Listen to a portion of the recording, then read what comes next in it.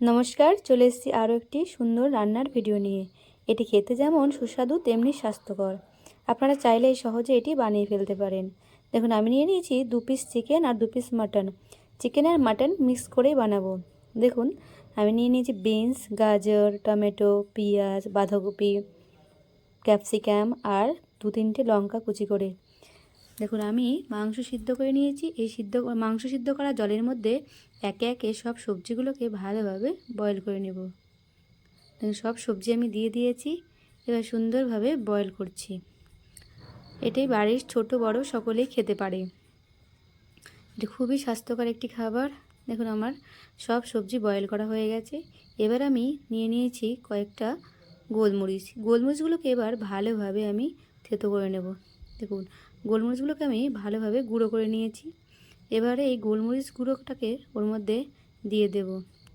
গোলমরিচ গুঁড়ো দিলে ভালো একটা স্বাদ হয় আর খেতেও খুব ভালো লাগে। দেখুন, গোলমরিচ গুঁড়ো দিয়ে দিয়েছি। আর যে মাংসটা আমি নিয়েছিলাম তার থেকে হাড় আলাদা করে কুচি কুচি করে নিয়েছি। সেই মাংসের কুচিটা ওর মধ্যে এবার দিয়ে দিলাম। এবার ভালোভাবে মিশিয়ে নেব। আপনারা বাড়িতে চাইলে এটা সহজেই করতে পারেন। এটি খুবই সিম্পল। যেদিন চিকেন বা মাটন আনবে সেখান থেকে 2-1 পিস সরিয়ে রাখলেই হয়ে যাবে এই সাধারণ রেসিপিটি। এবার আমি বয়েল করা সবজির মধ্যে দিয়ে দিলাম কিছুটা পরিমাণ রিফাইন অয়েল। আপনারা চাইলে এটা নাও দিতে পারেন। দেখুন, সামান্য পরিমাণে দিয়েছি। এবার দিয়ে দিয়েছি লাস্টে দিলাম আমি ধনেপাতা কুচিগুলো দিয়ে ভালোভাবে মিশিয়ে নিয়েছি।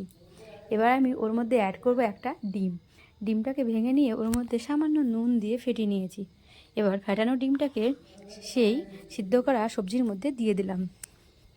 ভালোভাবে এবার আমি মিশিয়ে নিয়েছি। এবার আমি ওর মধ্যে দিয়ে দেব কর্নফ্লাওয়ার। দেখুন, নিয়ে নিয়েছি কর্নফ্লাওয়ারটাকে ভালো করে গরম জলে গুলে এবার ওর মধ্যে অ্যাড করব। এই কর্নফ্লাওয়ারটা দিলে একটু গাঢ় হয়, খেতে বেশ ভালো লাগে। আপনারা এইভাবে একবার অবশ্যই ট্রাই করবেন আর কেমন হয়েছে আমাকে অবশ্যই জানাবেন। আর শেষে আমি আরেকটু গোলমরিচ গুঁড়ো ওর মধ্যে দিলাম। এর জন্য এটা এত ফ্লেভার দেয় কি বলবো। গোলমরিচটা অবশ্যই দিতেই হবে। এতে গোলমরিচ না দিলে কিন্তু একদমই ভালো লাগবে না। দেখুন, আমার চিকেন আর মাটন মেশানো স্যুপ রেডি। খেতে এত দুর্দান্ত হয়েছিল কি বলবো। সবাই কিন্তু খেয়ে ভীষণই প্রশংসা করেছে। আপনারা এটা সবাইকে করে খাওয়াতে পারেন আর প্রশংসা দিতে নিতে পারেন। দেখুন, আজকে আমার রেসিপি এইটুকু। আবার আসছি নতুন একটা ভিডিও নিয়ে। সবাই আমার পাশে থেকো আর চ্যানেলটিকে সাবস্ক্রাইব করো। আর ফেসবুক থেকে দেখলে ফলো দিয়ে পাশে থেকো। আমার ইউটিউব চ্যানেলে সাবস্ক্রাইব করে পাশে থেকো। টাটা, শুভরাত্রি। আজকের মতো এইটুকু। নতুন একটি ভিডিওতে দেখা হচ্ছে। Bye bye.